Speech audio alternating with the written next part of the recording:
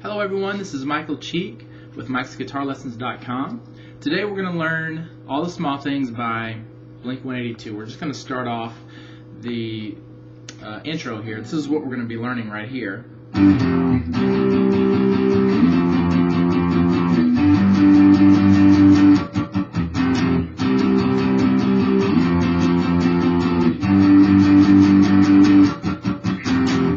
Okay, and you basically learn one thing and you repeat it twice. That gives you the whole intro, and it's used throughout the song. So again, I'm calling this the intro, but you're going to be able to use this for a lot of the song too, further into it. Now, I'm mainly doing power chords here. If you don't know what a power chord is, these chords that use your first and third finger. If you want to, you can use your pinky to add a third note to it, but we're just going to learn the two-note power chords here.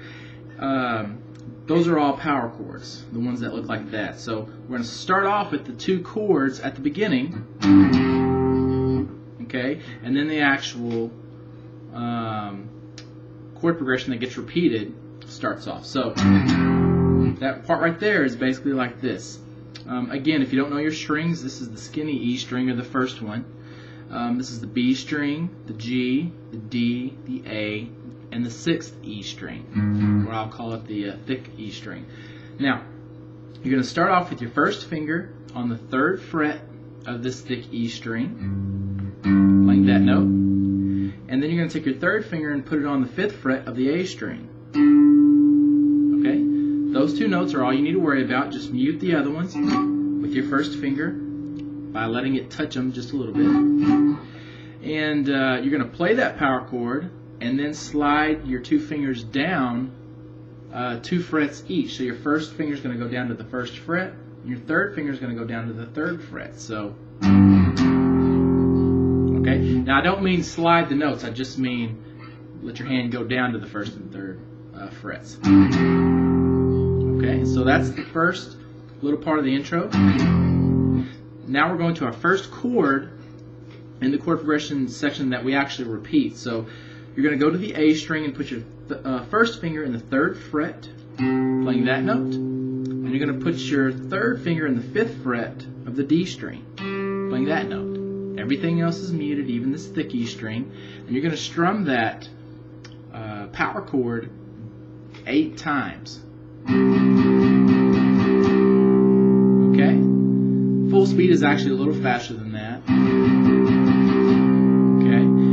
Now after you get done with that chord, you're going to keep the same formation, but your first finger is going to go all the way up to the 8th fret on the A string, and your third finger is going to go all the way up to the 10th fret on the D string.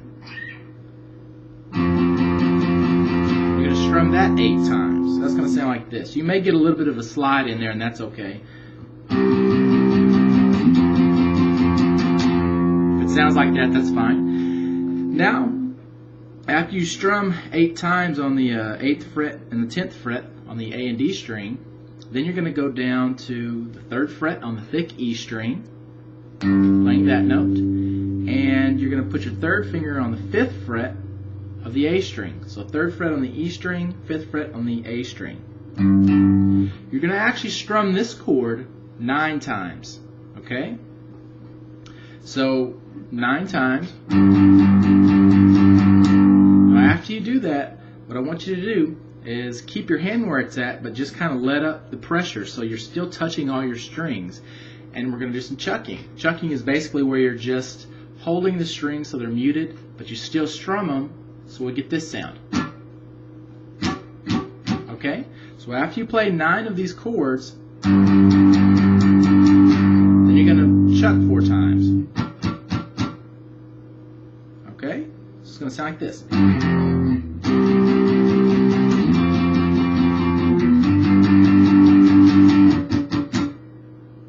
Okay. Now after that, after you do your chucking, you're going to go down to the 1st and 3rd frets, same strings, E string and A string, and play that. You actually play it 3 times. A lot of times I leave the 3rd one off, but he actually does play it 3 times. Okay, so, and then you start over, but you leave out that little 2-chord chord progression right there. You just leave that out. So the whole intro is going to sound like this. Or actually, I'll play it kind of slow so you can follow along. So in case you want to play along with me. And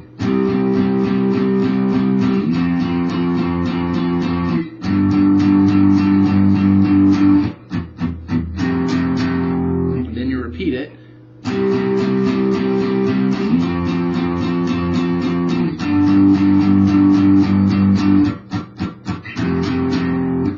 And then the verse starts. Now, this isn't too hard of a song, but that depends on how long you've been playing guitar. So if you are a beginner, it's not a bad idea to go ahead and try to learn a song like this. I'll put the other videos up on my website at www.mikesguitarlessons.com. And I appreciate you watching. Good luck.